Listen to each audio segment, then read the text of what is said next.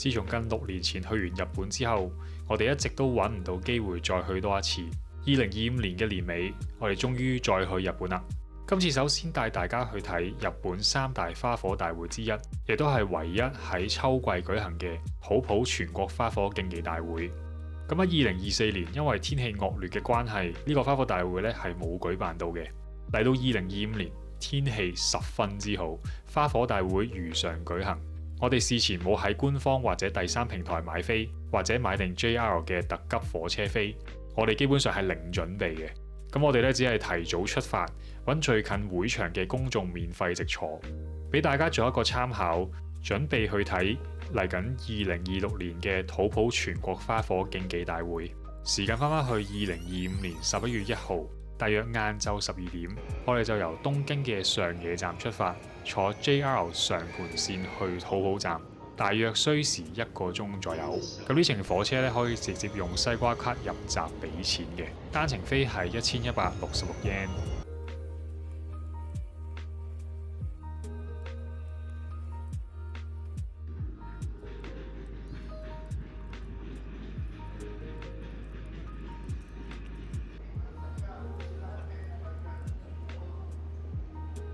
咁樣到土浦站呢，第一件事係去車站隔離嘅大宿。咁呢度呢，就有得賣地蓆啦，同埋其他相關嘅用品。可以嘅話呢，我會建議喺東京買咗先出發，因為現場真係好多人排隊。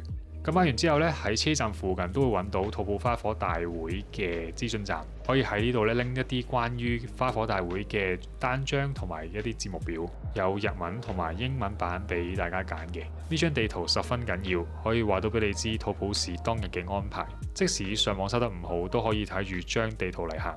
然後我哋就由車站行去英村，沿途都有指示提你花火大會嘅方向，唔怕蕩失路。我哋行到都已經差唔多1點幾2點噶啦，咁啲街邊檔咧啱啱開冇耐，呢度係離會場都幾遠嘅，食嘢啊或者其他嘅選擇咧都唔算好多，咁我哋就買一個炒麵當係我哋嘅午餐。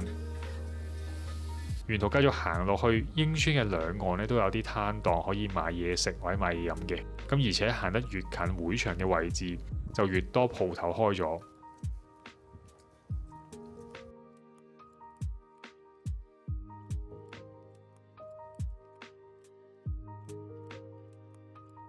人流睇落都比起近土浦站一帶嘅鋪頭咧多啲，串燒、章魚燒、炒麵呢啲都有嘅，所以都唔需要擔心冇嘢食。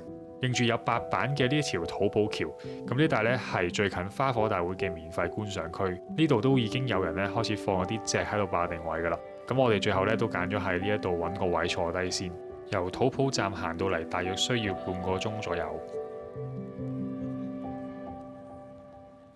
不過去睇花火大會咧，都預咗食唔到夜晚㗎啦，基本上，即係我哋咧只能夠買多啲乾糧咧，係慢慢燒咯。而家係晏晝3點半，我哋就已經霸好個位啦。呢度你見到嘅嘢就係我哋嘅晚餐嚟㗎，同埋啲食水咁樣啦。咁我哋都盡量唔敢買咁多水嗰啲，因為咧即係呢度去廁所係非常之困難嘅，即係得嗰啲流動廁所啦，亦都唔係好多啦。如果有朋友係想下年過嚟咧，就留意呢樣嘢，即係啲流動廁所係好少嘅。離呢一個花火大會咧，仲有2個鐘，其實都唔係等好耐啫。我哋都晏晝過嚟咧，基本上我哋睇住啲人潮係越嚟越多，喺個河畔區隔離啦，又或者喺市內其實都見到係越嚟越多人咯，所以真係要提早好多過嚟。先介紹下呢本長刊先，咁入邊咧都有簡單介紹離場時候 JR 火車幾時有車咁樣啦，咁就方便各位可以睇住個時間去離場嘅。土浦花火大會咧係屬於競技型嘅花火大會，每年都集結咗日本最頂尖嘅花火師同場較量。呢本長刊都有介紹喺呢場花火大會你可以睇到嘅花火形狀啦，同埋一啲技術。另外我哋都拎咗份節目表，咁主要係用嚟睇下啲煙花咧喺邊個場地發射。一陣咧都有啲煙花嘅片咧俾大家做一個參考。差唔多日落啦，咁見到對面岸咧已經人山人海，好多人都排緊隊買嘢食。咁花火大會都差唔多開始㗎啦。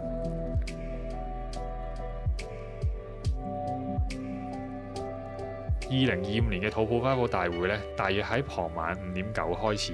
咁正式開始前咧，都會見到大會試射幾發嘅煙花。然後就以花火師登場作為今次花火大會嘅揭幕。呢度嘅煙花咧，大部分都係幾發喺同一個場地咁樣發射嘅，咁然後咧就再轉去第二個場地發射下一批咁樣。咁而其中10號玉發射嘅煙花咧係直徑最大嘅，咁可以射到上330米嘅高空，視覺上係非常之震撼。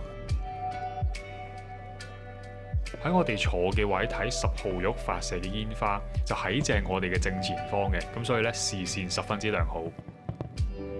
但係由呢個場地發射嘅煙花咧，因為係位於我哋視線偏右啲嘅地方啦，所以附近啲樹會有少少阻礙觀賞嘅視線。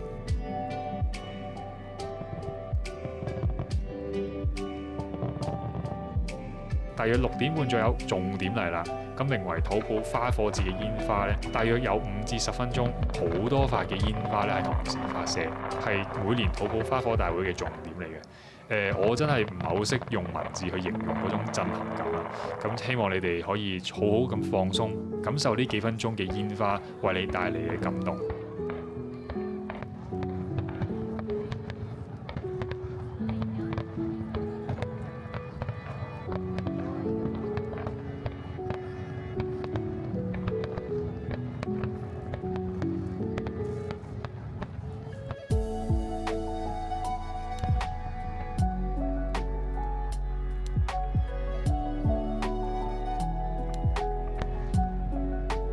呢一節嘅煙花神奇在，你以為佢就放完，佢就突然再放題式咁放煙花，一陣一陣咁樣用唔同嘅煙花去衝擊你嘅視覺。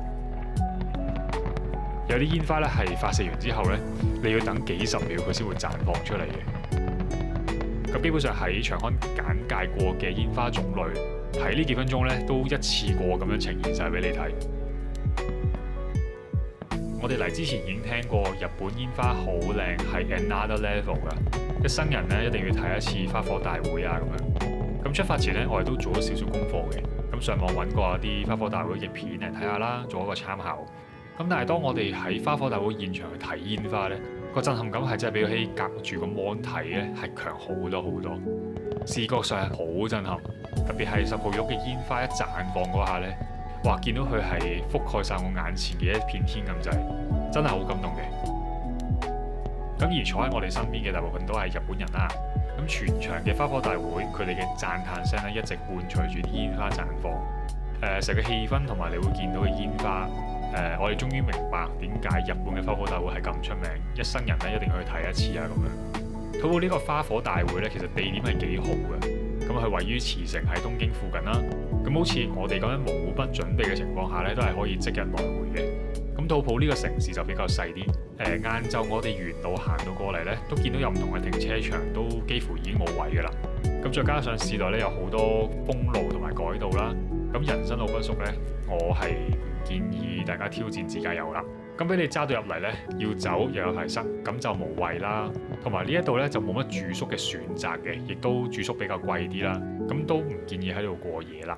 另外呢個花火大會咧，通常係11月嘅第一個星期六舉行嘅。咁氣温咧比起其他2個喺夏季舉行嘅花火大會更加涼爽同埋舒服。早晚嘅温差亦都係比較可以接受嘅。咁我哋坐喺度等開場都等咗2個鐘左右啦，體感上係唔算話好辛苦嘅，冇蚊已經係十分之好噶啦。咁嚟緊呢，就係呢一節煙花嘅尾聲，真係由頭精彩到尾嘅。希望你哋好好欣賞埋呢一節嘅結尾。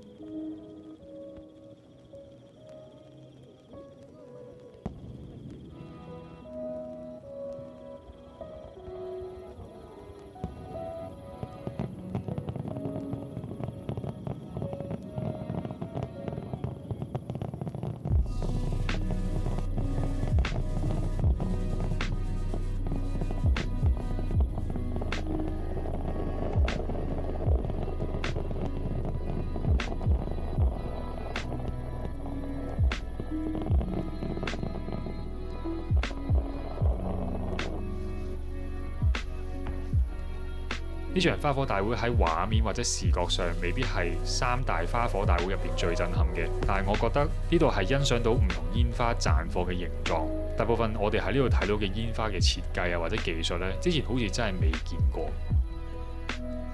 睇完啱啱嗰幾分鐘放題式嘅煙花，我哋都已經被徹底咁震撼咗啦。之後嘅煙花雖然個形狀咧係好靚嘅，但係我哋已經冇乜心睇落去啦，咁覺得好似已經睇夠煙花啦。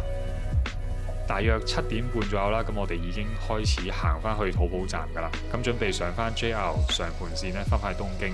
咁即使未完花火大會呢，但沿途都好多人咧係一齊行緊翻去車站嘅方向嘅。上到車逼幾個站呢，其實都有位坐噶，早走嘅基本上都逼到上車嘅。土浦全國花火競技大會應該係三大花火大會入邊交通最方便嗰一個。睇緊片嘅你又會唔會選擇去睇呢一個花火大會呢？歡迎喺下面留言話俾我哋知。咁我哋下條片見啦，拜拜。